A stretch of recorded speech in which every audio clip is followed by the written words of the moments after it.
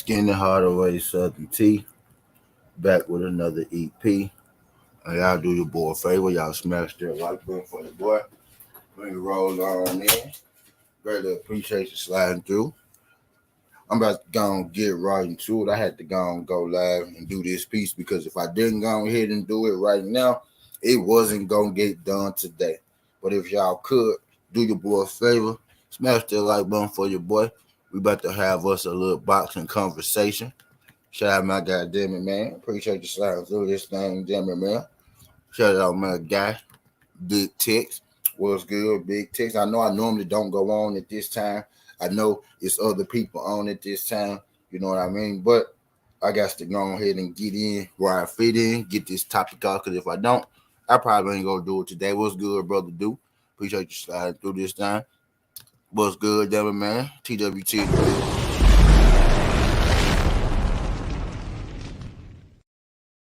My brother Big Tex was good. TWT in the bed.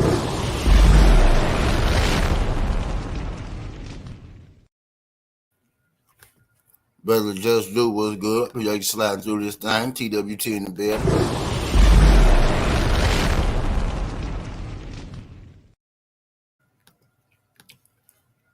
And the beautiful Miss Tay Tay, the beautiful Queen Tay Tay.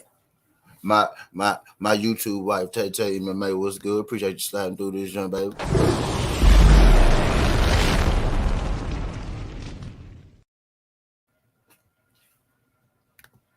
That's thank you.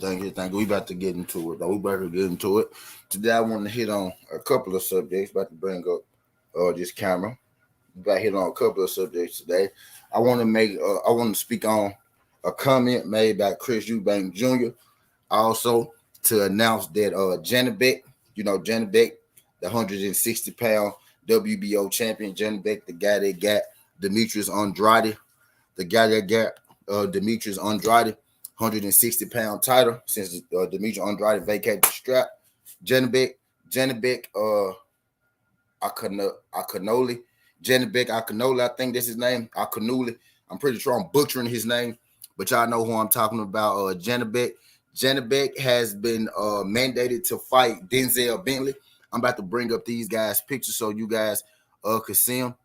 Janibek is going to be mandated to fight Denzel Bentley. Now, I know on first thought, you hear this, you like, okay, you may know who Janibek is now, and then you heard, Denzel Bentley, that name may go over your head. So I want to show y'all exactly who Denzel Bentley is, and I want to let y'all see that, this Denzel Bentley guy ain't going to be, an easy cakewalk for Janibek. So the fact that, we got a Denzel Bentley versus Janibek fight, I think that's pretty good. This will be Janibek's toughest opponent to date. What's good? Appreciate you signing through. What's good, Dominic? Boxing MMA. If y'all could do your boy a favor, jab that like button for your boy when you roll on in. We all know, the cash out, super chats, all welcome. You know what I mean? But the support is free. All you got to do is smash that like button and subscribe to the channel. Greatly appreciate everybody sliding through this thing. We about to have us a boxing conversation. My guy Boxing MMA said Bentley is a Frank Warren guy. Yep, yes indeed he is. Bentley's most definitely a Frank Warren guy. I think Bentley is pretty good. I think he's pretty good. So this fight, with Janibek and Bentley is not a fight for us to snooze on. And also what I want to talk about, I got a little excited about that Janibek and Bentley fight, didn't it?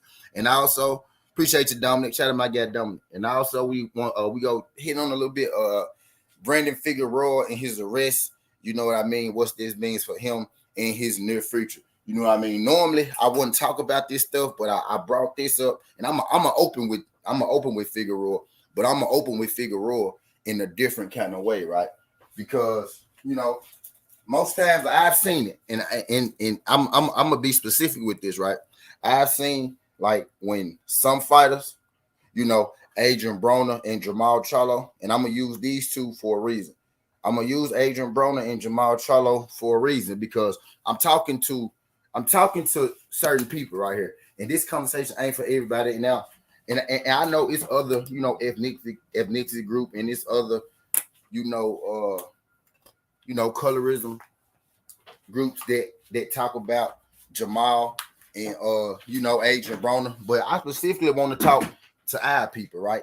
To to the black people. I want to talk to my brothers, to my sisters, and to the black people with this, right? Now, the reason that I'm speaking on this, right? I normally don't talk on this at all, whether it's white, black, indifferent or whatnot. I don't talk on situations like this. When Rolly's situation happened, I ain't talk about it. When Jamal's situation happened, I ain't talk about it till after the fact. When Jamel's situation happened, I ain't talk about it till after the fact and everything cleared. You know what I mean? But I noticed something when it comes to our people, right? The reason that I'm talking about this, I noticed something that when it comes to our people, I'm talking to our people, about our people, for our people. I notice when it comes to our people, our own people, be the first ones to put on their headlines, on their YouTube channels, on their platforms, right? Oh, Jamal Charlo went to jail. Oh, Jamal Charlo wife.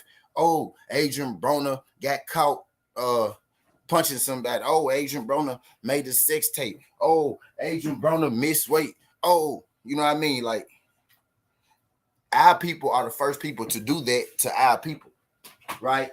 But I noticed something.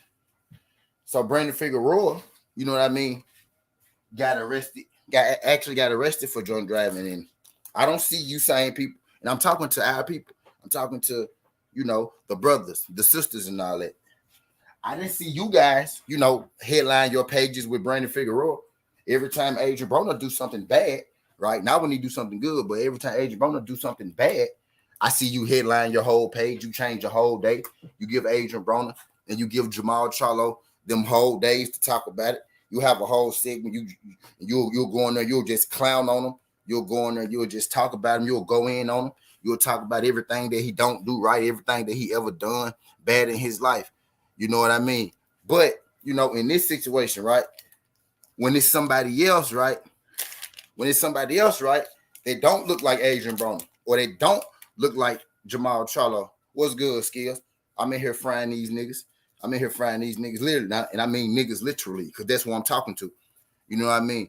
When it's, when it's Jamal Charlo, right, or it's Adrian Broner, right, in the headlines, y'all stop y'all whole live streams and get him a whole show about it. Talk about them. Oh, look at Adrian Broner. Look at him. He just so undisciplined. Oh, he just a disgrace. He can't get right. He can't seem to do. Oh, look at Jamal Charlo and his wife going through, having problems. And you see this, he just always, he just dissing. I don't see nobody loading up live streams about Brandon Figueroa. I don't see nobody lining up live streams about Brandon. Why? But why though? My thing, and normally I don't do stuff like this at all. And I want to talk about it, but I'm gonna talk about it in a different way. I'm not finna come in here.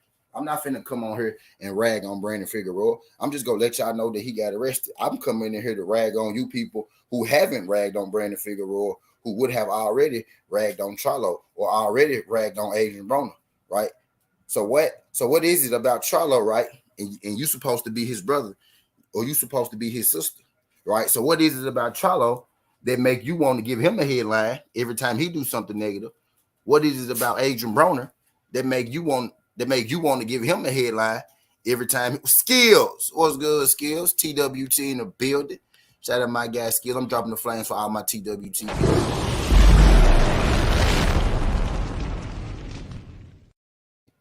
Appreciate you sliding through. So what is it about you, that make you want to, throw Adrian Broner under the bus every time that he does something, or throw Charlo under the bus every time he does something? Why didn't you guys lead your stories today with Brandon Figueroa, right?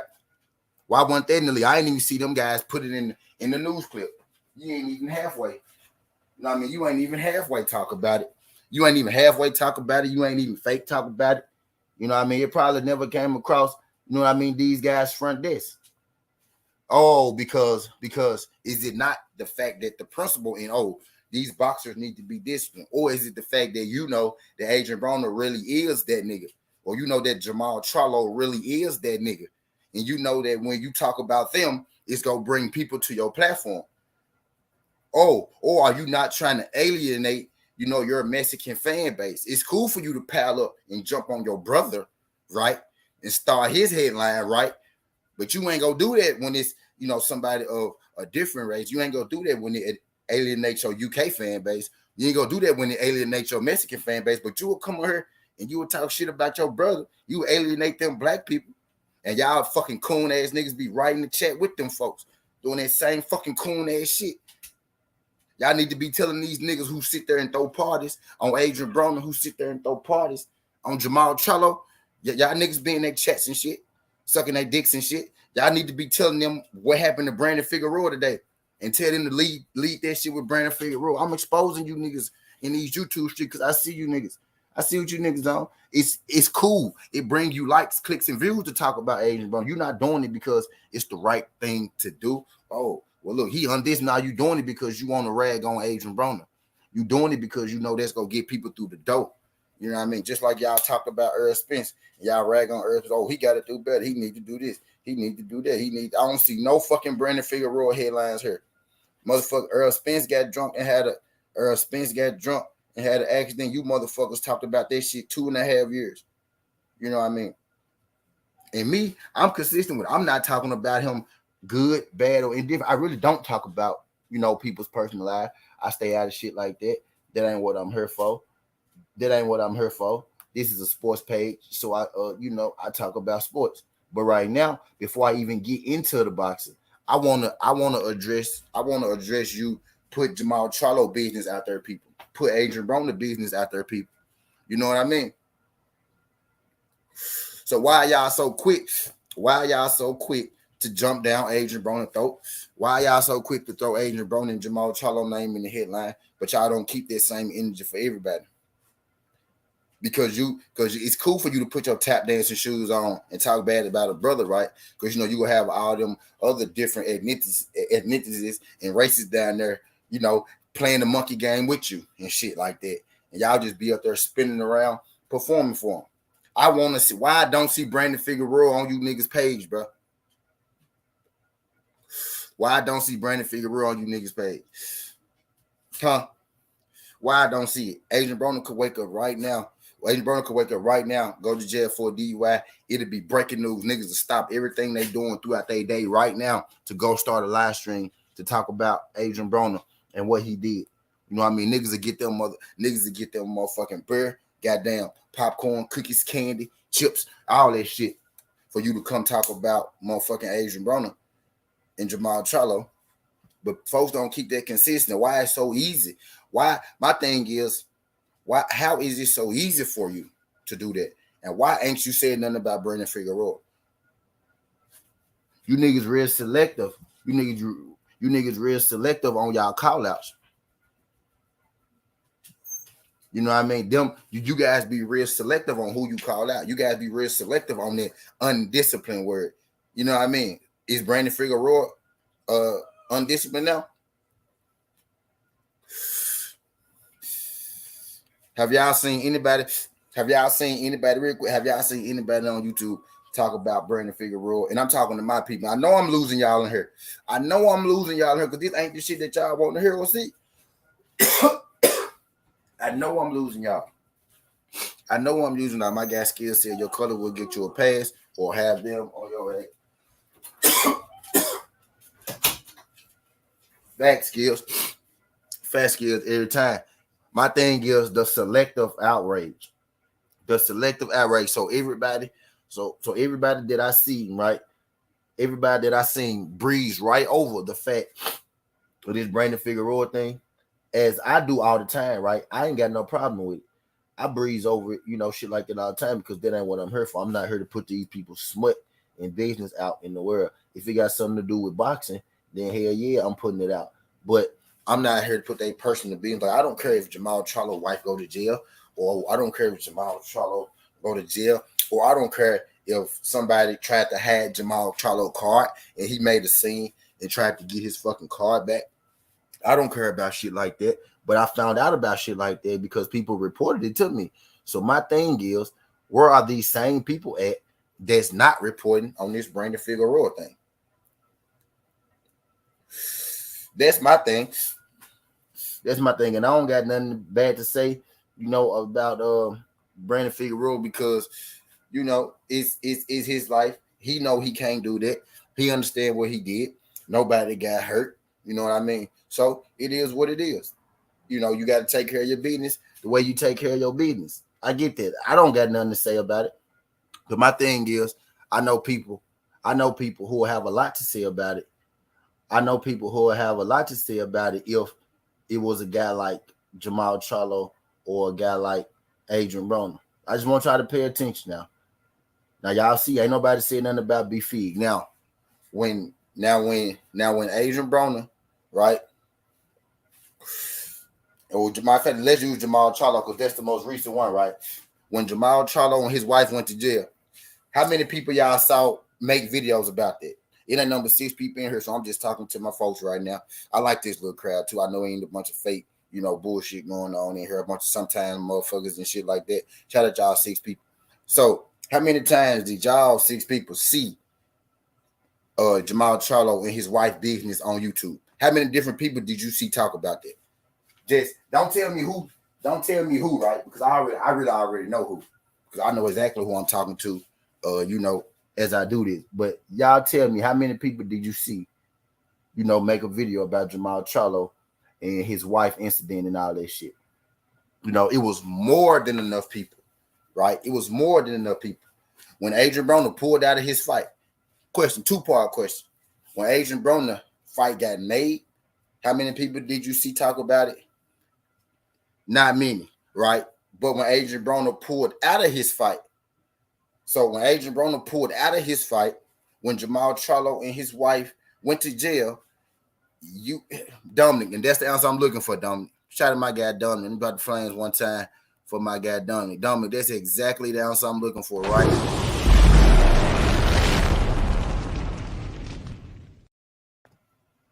Right, when that shit happened, that was the topic of the day.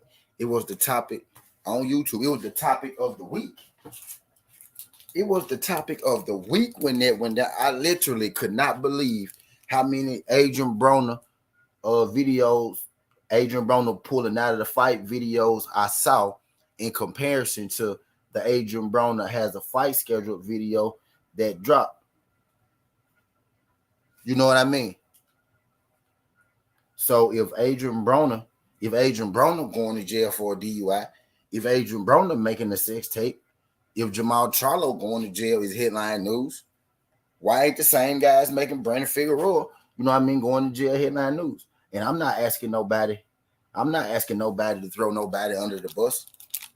What I'm saying is you niggas already be throwing people under the bus.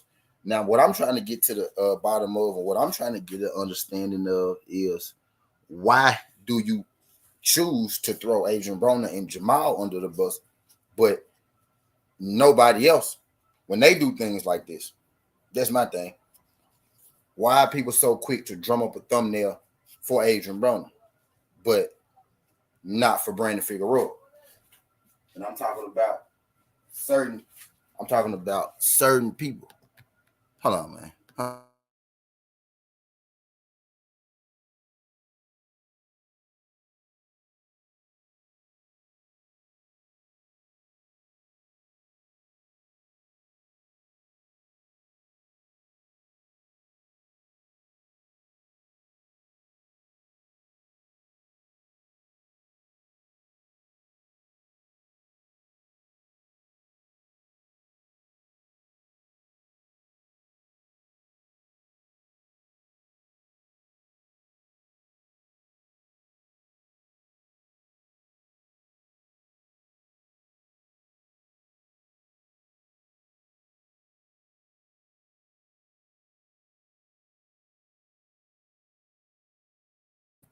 Yeah, my bad. My thing is the reasoning behind. My thing is the reasoning behind the reason why you make Adrian Broner or Jamal Charlo a headline every time they cough or breathe, but you don't make Brandon Figueroa a headline. Now it can only be 2 reasons, and each reason is just as bogus as the other reason. The first reason could be, well, Brandon Figueroa not a bigger star as Adrian Broner, so I'm not gonna talk about it because it's not gonna bring me the attention and the views. If I talk about Brandon Figueroa going to jail, as I talk about Adrian Broner, if that's the reason, that's bogus. That's only be the first reason. The second reason is because Adrian Broner is a black dude and the other people are not, which will be even more bogus than the first reason. You know what I mean? So do you choose? So do you choose to only talk about black people and their mishaps and their downfall? And I'm talking to black people. I'm talking to you, buck dancing ass niggas out here. I see you all the time making parades and putting on shows to jump down on a black person. It's like you wake up. You niggas wake up to throw a black person under the dirt, under the mud, to put a black person on your headline for some negative shit. You know what I mean? You motherfuckers talk about Adrian Broner throwing money in Walmart. Yeah, but your dumb ass didn't say what he did before he threw that money in Walmart, fucking idiot. And think about what you just said. Adrian Broner threw up money in Walmart. That means he left it there for other people to pick up. But what they don't tell you is right before he motherfucking threw that money in the air, he went down Walmart fucking line and paid for every fucking body groceries in that fucking store that was in the store at the time. That's the part they didn't tell you. And then he threw the fucking money up and left it there and let the people pick it up. People can make a story when they want to make a story. You know what I mean? You could make a story when you want to make a story. That's why I'm on these people's asses right now. Because if this was AB, if AB did this today, y'all would be killing him. Earl Spence did this 3 years ago. Y'all killed him. Jamal Charlo went to jail. Y'all killed him. And I'm talking to the black people. I'm talking to the brothers and the sisters. The brothers and the sisters who so quick to put, to post this about the black brother, or post this about Jamal, or post this about he's all glad you came on Coach J head, or this about Jamal, or this about Adrian Broner. Where's that same energy, you know what I mean, for Brandon Figueroa? But I ain't go hold on. I ain't go harp on this too long because I want to just breeze on that. I want to make it an issue. I want to make sure people felt me, you know what I mean, when it came to that Brandon Figueroa situation. And I ain't finna go into all the detail and whatnot. The man got DUI. He got caught. He went to jail. He probably go get out. He probably go, do some service or pay some fines and that, and he gonna be back to doing what he do as he should. I hope he learn from it, and I hope he get better from it. And it's that simple. I don't really talk about shit like that, never. I'm just speaking on it now because I noticed nobody else did. And I also noticed that if it was Adrian Broner or Jamal Charlo, everybody would be speaking on it. Because when Jamal Charlo literally went to jail, him and his wife, everybody spoke on it. It became the hottest topic on YouTube.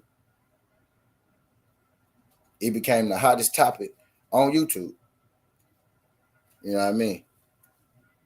And actually, I'm feeling like doing another live because y'all see how like Mike Coppinger is the one who started that Bud Crawford wanted to see proof of funds.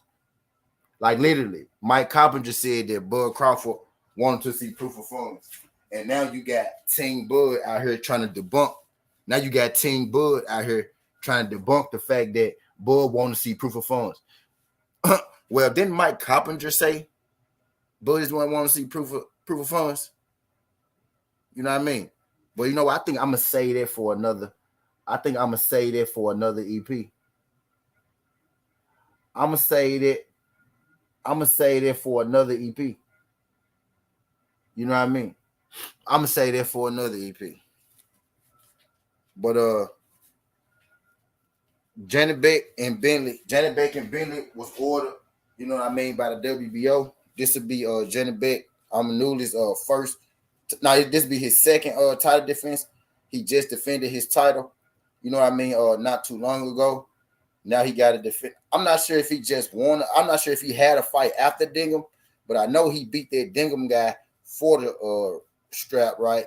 And then I think he got elevated to WBO champion. This would be his first title defense, right? So this would be Janibek's first title defense against Denzel Bentley. A date hasn't been, ordered yet. A date hasn't been given yet. You know what I mean? But the fight has been ordered. If I'm not mistaken, Denzel Bentley only has one loss in his career. And before people just throw the fighter out the window completely, I want to stop and tell you, it's a pretty it's gonna be a pretty good fight. This Denzel Bentley dude could punch, he could box. You know, he got the total package, and it was good. D Free, appreciate you sliding through this, John D Free. Glad you could make it. TWT in the building.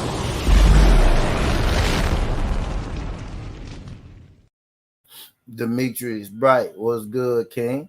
Appreciate you sliding through this thing. Glad you can make it, pimp. Glad you can make it. TWT in the building.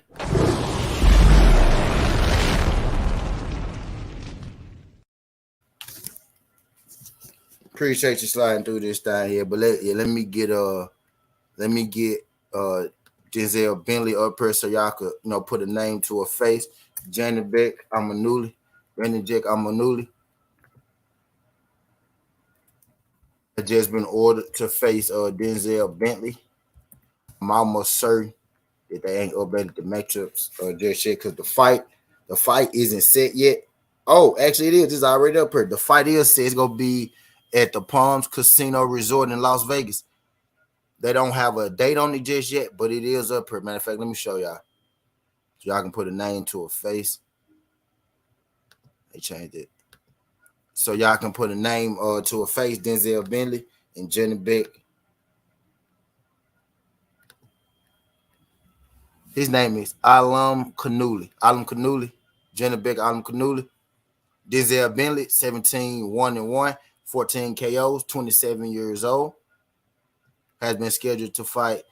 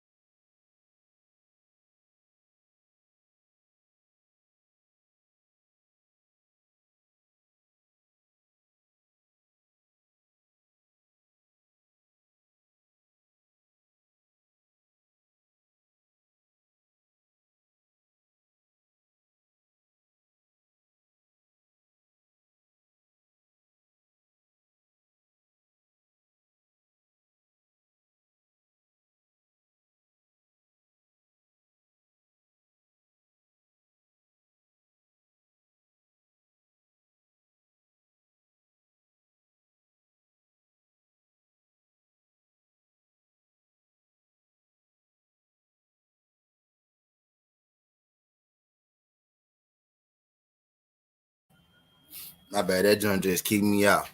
Damn, y'all got up out of here fast. But yeah, let me get y'all back right. My bad. Let me get the screen back up here so y'all can see. As soon as I put Denzel Bentley up there, that joint went away. But yeah, Denzel Bentley, Janibek Alim Kanuli has been ordered by the WBO. Janibek Alim Kanuli, 12 wins, 8 KOs, 5'11", 71 inch arm reach, 29 years old. Has been ordered to fight Denzel Bentley, 17-1-1 with 14 KOs. And the thing I want to talk to y'all about, real quick on this, Denzel Bentley. What's the first thing that y'all notice, on this Denzel Bentley graphic? 17 fights, 14 KOs. That alone should let you know that this man ain't coming to play. Yes, he has been stopped once before. He was stopped by Felix Cash. Which is his only loss. He got stopped by Felix Cash in the third. I think more so in that fight, he got caught dry. More than anything, he got caught dry in that fight, and Felix Cash ended up getting the win. That fight was for a British European title, Commonwealth middleweight title, and BB British middleweight title. TKO lost to Felix Cash. Felix Cash 15-0 or 10 KOs. He's next in line for a title shot himself. You know what I mean? Type deal is Felix Cash. I be calling Felix Cash Billy Plant because he kind of looked like Billy Joe Saunders and Caleb Plant to me. So I call Felix Cash Billy Plant. You know what I mean? But his only loss is to Felix Cash, who's not a scrub, who is a top-ranked middleweight himself. Janibek-Bentley is about to fight Janibek Alim Kanuli.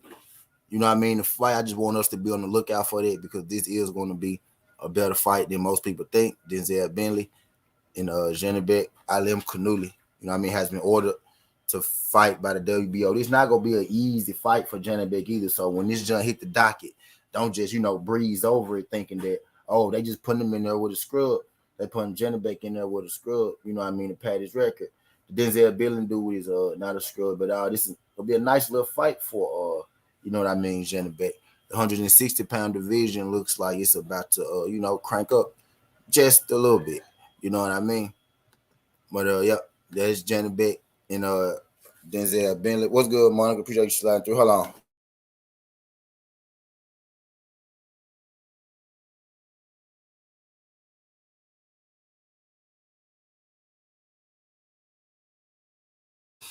What's good, Monica? Appreciate you sliding through this thing, Monica. If you could, Queen, do your boy a favor. Smash that like button for your boy.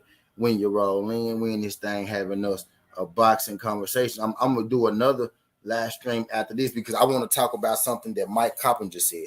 I want to talk about something Mike Coppinger said after this, you know what I mean? But I want to talk about how he, told us that it was accepted. And then he told us how Bud wanted to see the funds. You know what I mean? And then, I just want to, it's a lot of narratives, you know what I mean, that's being pushed. A lot of narrative that's being pushed. It's narrative that's being created, right? Pushed. And now people pretending like it's Team Errol Spence, the ones that's, starting these narratives. Literally, Mike Coppinger is the one that said Bud wanted to see proof of funds. You know what I mean? That's crazy. I might do that tomorrow. But I might do that tomorrow.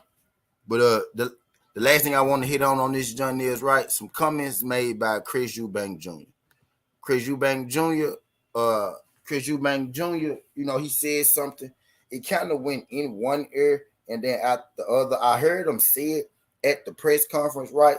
But it didn't really register to me all the way right just then, right? It's like I heard it, but it was so much going on. It was so much being said, you know what I mean, at that press conference at that time, right? That it kind of missed it, right? I'm trying to take everything in, right? And I heard it, but I didn't hear it. And then Chris Eubank Jr. came back and he said it again, right? He said it again in the face-off with Conor Ben, right? Chris Eubank Jr. said, if I lose, then I retire. Now, during the press conference, he had said the same thing. He said, if I lose, then I have to retire because I lost to a welterweight, right? He kept saying that. And just real quick, Chris Eubank Jr.'s psyche in this fight, I think is all thrown off. I think it's terrible. I think it's shot. Don't sound like a confident man. You could say he being tongue-in-cheek or whatnot. You know what I mean? But just don't sound like a confident fighter. But I digress. But Chris Eubank Jr. has said, if I lose, then I have to retire. You know what I mean? He said, if I lose, then I must retire. And I want to, talk about that for a second. Chris Eubank, like when this fight first hit, right, to the surprise of many, I wasn't necessarily surprised because I had heard, first it was Conor Ben versus Keith Thurman. That's who Conor Ben was attempting to fight. But once the Conor Ben and Keith Thurman, you know what I mean, talks fell through, the next opponent in line, was Chris Eubank Jr. Eddie Hearn had promised us a big fight by the end of the year from Conor Ben. He promised us last year, by the end of 2022, Conor Ben will be competing, in some type of huge fight. Now, we thought that it was Keith Thurman, but they ended up falling through, you know what I mean? And it ended up being Chris Eubank Jr. Chris Eubank Jr. is a middleweight former fighter at the 168-pound division, currently fighting at 160. Chris Eubank Jr. father, Chris Eubank Sr., Conor Ben's father, Nigel Ben, You know what I mean? They had 2 fights. What's good, Monica? Shout out to my girl Monica in the super. Appreciate my girl Monica in the super chat.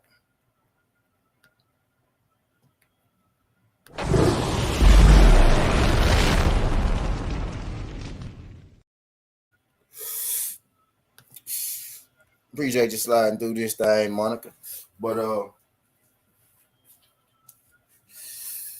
my light it. But yeah, Chris Eubank said that if he loses, I guess I use my other light. Chris Eubank said that if he loses this fight, then he must retire. And I don't know about y'all, but I never like when the boxer brings up retirement. I never like when the boxer start talking about retirement. I never like when the boxer start thinking about retirement. If a boxer is mentioning the word retirement, if the word retirement is inside of a boxer's psyche at all, then that boxer is already defeated. That boxer has already lost. And on multiple occasions, I heard Chris Eubank Jr. say, if I lose this fight, I must retire. If I lose this fight, I must retire, right?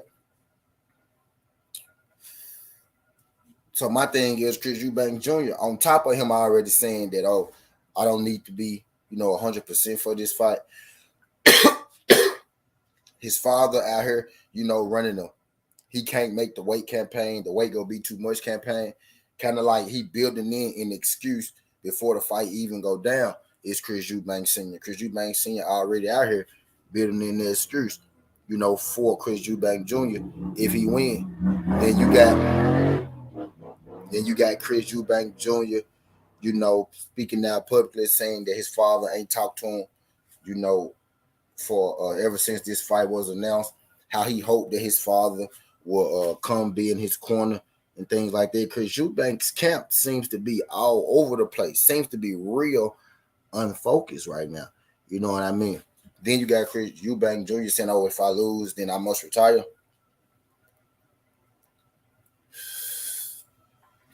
And also, and Conor Ben said, Conor Ben said, he said to Chris Eubank Jr., he said, you already talking like this the end of the road for you. You know what I mean? And I agree with Conor Ben. Chris Eubank Jr. is kind of sounding like it's the end of the road for him. Saying they fight this Saturday. And the things that I've been hearing leading up into this fight out of Chris Eubank Jr. doesn't give me a whole lot of confidence in Chris Eubank Jr. I lose, then I retire. He's already building that in his head. Well, what happened if you win?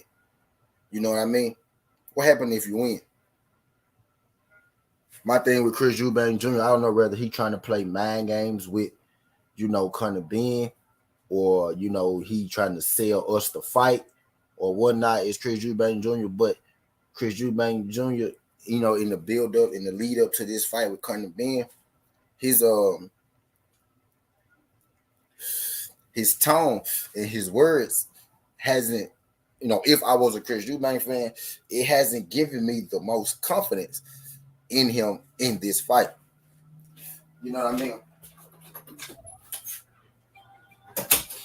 You got Chris Eubank, downplaying the fact, right, that he got to fight Conor Ben. You got Chris Eubank, saying, oh, my only problem is going to be making the weight and things like that. And then you got Chris Eubank doubling back, saying that, I haven't been 157 since I was 18.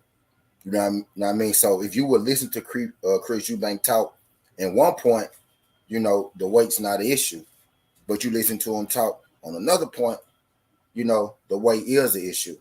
And then you got his daddy out here saying that, it's criminal that he got to go down to 157, right? And I feel like that's a built-in excuse. Chris Eubank is already saying, if, he can't make the weight. So if he lose, then Chris Eubank Sr. will say, well, he was supposed to lose because he couldn't make the weight. It's crazy how at this point, right? And I ain't going to be here too much longer, about 7 more minutes, and I might come back later on. I might come right back, with another EP, you know what I mean? Because I want to talk about something else, you know what I mean? But it's crazy how people will actually want you to believe, right, that Chris Eubank is the one at a disadvantage. Let's just do some math real quick. Now I know it's easier to gain weight than it is to lose it, right? But you have to gain weight healthy when you're a boxer. You have to gain weight the right way in the right places. You have to proportion it right. You know what I mean? So, but we all know it's easier to lose, to gain than lose. But let's do some math real quick. Chris Eubank is coming down 3 pounds, from where he fight at. Conor Bean is going up 10, right? So going up 10, coming down 3, I say, that's about even, right? Chris Eubank Jr. is 6'1", 6'1", something like that, right? Conor Bean is 5'8", 5'7", something like that, right? So you really got Chris Eubank and his team, right? Everybody but Chris Eubank. Chris Eubank is saying, "Oh, I'm gonna only be 60%." He out here eating steak. You know what I'm saying? He out here getting fed by Salt Bay straight from his fork. Chris Eubank out here getting fed by Salt Bay straight from Salt Bay fork to Chris Eubank mouth. You know what I mean? He out here eating steak. He out here eating chicken. He out here eating ice cream, doubling down on desserts and all that shit. But people really want to tell me, people really want to sit here and tell me that that Chris Eubank is the one at a disadvantage. Well, everybody's saying that the weight is an issue, right? But Eubank Jr. is eating chicken and steak. And then they tell me, oh, well, that's healthy steak. That's lean steak. Well, that means the weight is not a problem. He's healthy. He eating steak and he eating chicken and he eating desserts. Well, that's a healthy dessert. Well, cool. So the weight not a problem. You know what I mean? Because that's a healthy dessert. That's a healthy steak. Well, it's something that you can eat that's even healthier than that fucking steak. But you choosing to eat a steak because you got a little room to breathe, right? So boom, you out here eating steak and chicken. So I don't want to hear nothing about the weight issue, the weight clause that Chris Eubank Jr. team put forth. Conor Bean team offered him a contract. Chris Eubank Jr. said, no, I don't want to do that. Chris Eubank Jr., his side put in what they wanted. And Conor Bean said, okay. So Team Chris Eubank is the one that came up with the weight and the weight clause and everything. That side came up with that. So I don't want to hear shit about the weight on that aspect of it. Especially not when this man walking around here eating steak, ice cream, and chicken. So for him to say, if I lose, then I got to retire. So I know this much, right? If he lose this fight, then that man really the reason he fought this welterweight is because he wanted to cash out and he wanted to get up out of here. Because if you know that if you lose this fight, you got to retire, that means you go on and you go leave it out on the line, you go give it your best and you go fight your ass out. You know what I mean? You already really at an advantage. Even Vegas know you at an advantage. Despite what people want to say, Vegas got you the favorite in this fight because you are the one that's at an advantage in this fight. Nobody's about to make me believe that motherfucking the 147 pounder is fighting the fucking super middleweight. Fighting the middleweight is the one at the advantage. I'm just not hearing it. Let's let motherfucking Earl Spence go up to 160 right now and fight motherfucking Trollo or some shit. Yeah, we know Earl Spence can fight and all that shit, but 160 is different. You know what I mean? That shit is different. You know, Earl fuck around going there and get hit by Charlo with some shit he ain't never been hit before. You know what I'm saying? It's a difference. You know what I mean? Just like, going up, you know what I mean, is a challenge. Coming down is a challenge, right? But Eubank only got to come down 3 pounds from where he normally fight at. You know what I mean? He only got to come down 3 pounds from where he fighting it. Conor Bean is the guy who got to put on muscle, you know what I mean, put on weight to get up. That could slow Conor Bean down tremendously. That could mess with Conor Bean's gas tank. Conor Bean been 12 rounds before. Conor Bean ain't never been 12 rounds, right? With fucking 10 extra pounds on him. Well, he training, he be sparring it away. Yeah, you can train, you can spar all day. But when you get under them lights, you get that pressure on you. That's a different type of energy. You feel that crowd, you know what I mean? He ain't never moved around for 12 rounds under the intense pressure of an actual fight with those 10 extra pounds.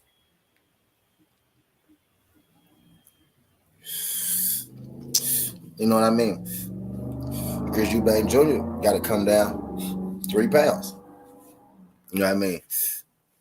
And he out here eating steak, chicken, and ice cream. So I don't want to hear no excuses made for Chris Eubank. I'm not buying what Chris Eubank Sr. talking about boycott the fight. Now Chris Eubank Sr. wants you to boycott the fight. You want to know what I think going on with Chris Eubank Sr.? I think he know for once, whoever win this fight, he might not be the hottest guy over there in the fucking UK no more.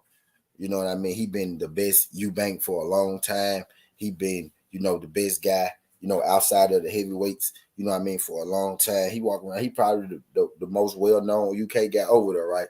But the winner of this fight, even if it ain't for totality, the winner of this fight, just for right now, and even for a little minute, they'll have the juice over there in the UK. They go have the namesake. His son very well could take the Eubank name and do something else with it if he beat Conor Benn. If Conor Benn beat Eubank, then it's like his name. That's his name losing, right?